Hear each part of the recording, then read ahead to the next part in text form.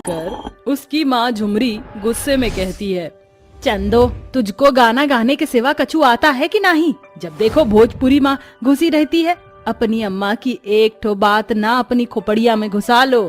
तुम दोनों बहनें, आज तुम्हें देखने वाले लड़के वाले आने को हैं, तो लड़के वालों के सामने अपनी लुल्लपंती शुरू मत करना।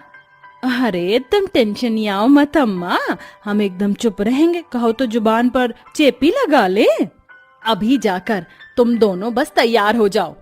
थोड़ी देर में गायत्री अपनी दोनों बेटों सुमित और रोहित उनके साथ उनके घर आती है। गुंजा और चंदो गांव की मिट्टी में पली बड़ी खुश मिजाज लड़कियां हैं। दोनों बहनें गोरी और सुंदर हैं, मगर चंदो की चोटी खड़ी है।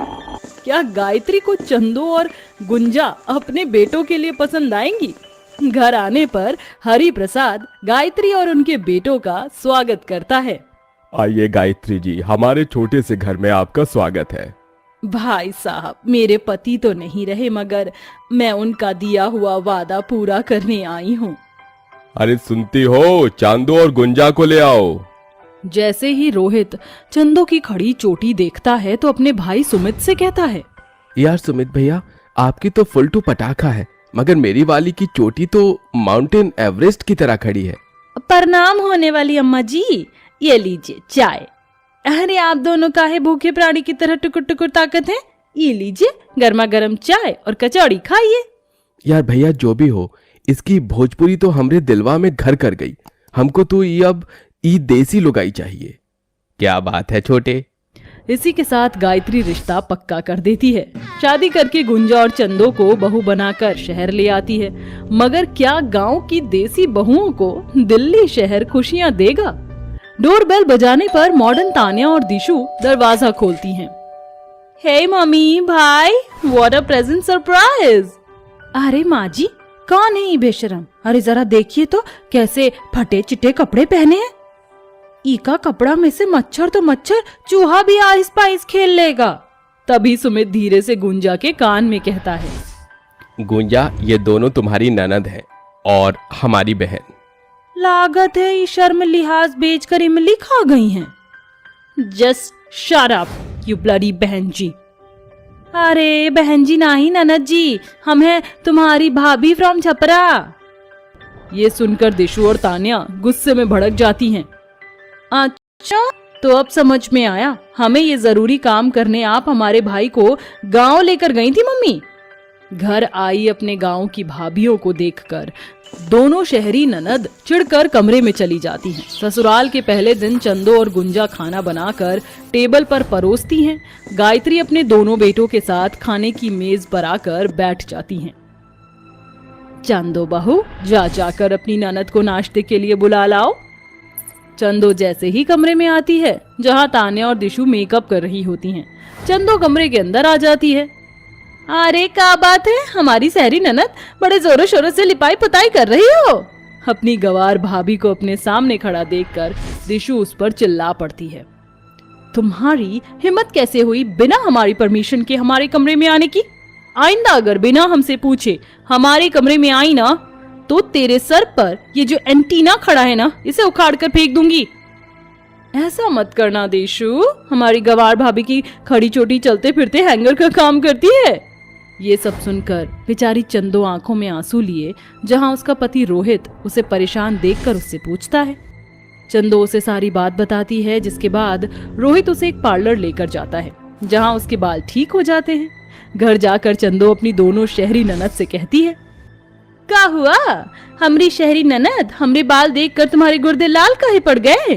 गुस्से में आकर तान्या चंदो पर हाथ उठाती है।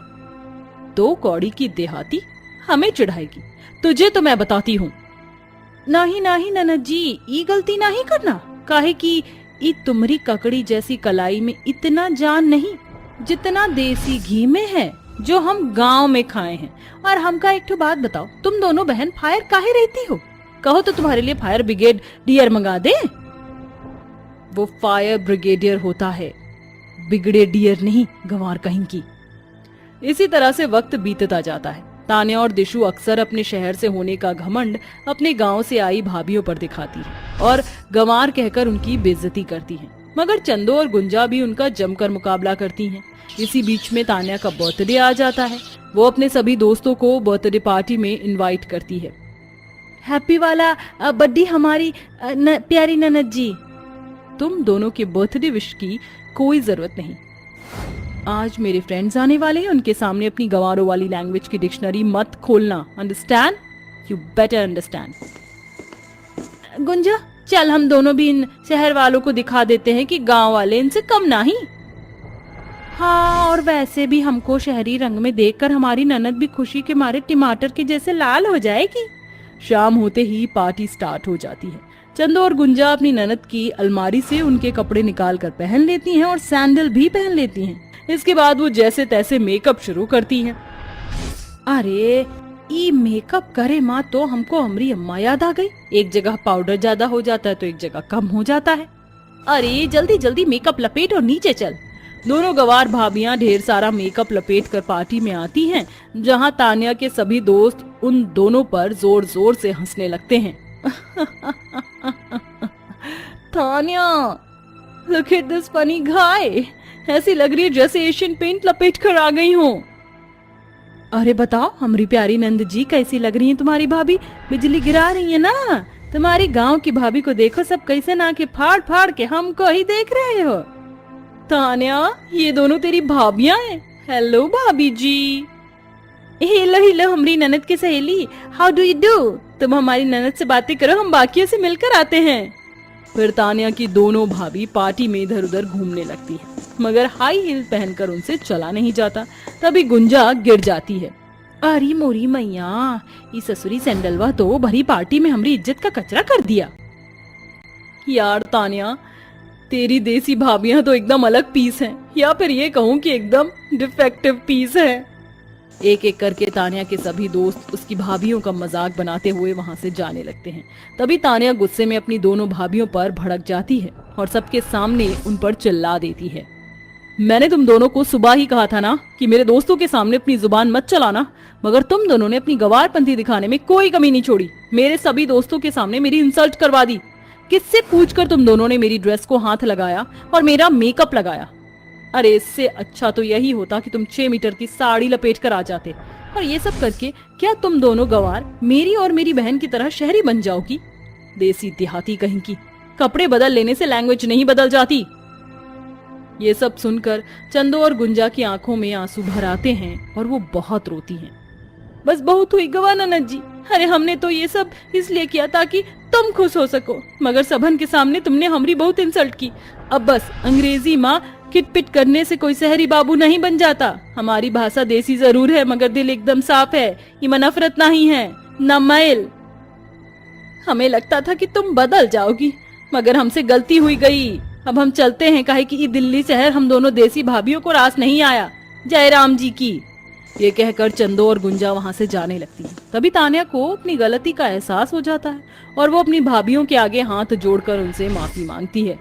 भाभी, मुझे माफ कर दो प्लीज, मत जाओ। मुझे एहसास हो गया है कि रिश्ते दिल से निभाए जाते हैं। अपनी ननद के माफी मांगने पर दोनों भाभियां उसे गले से लगा लेती हैं और उस दिन के बाद से तान्या और दिशु अपनी भाभियों के साथ खुशी खुशी रहने लगती हैं। दयालाल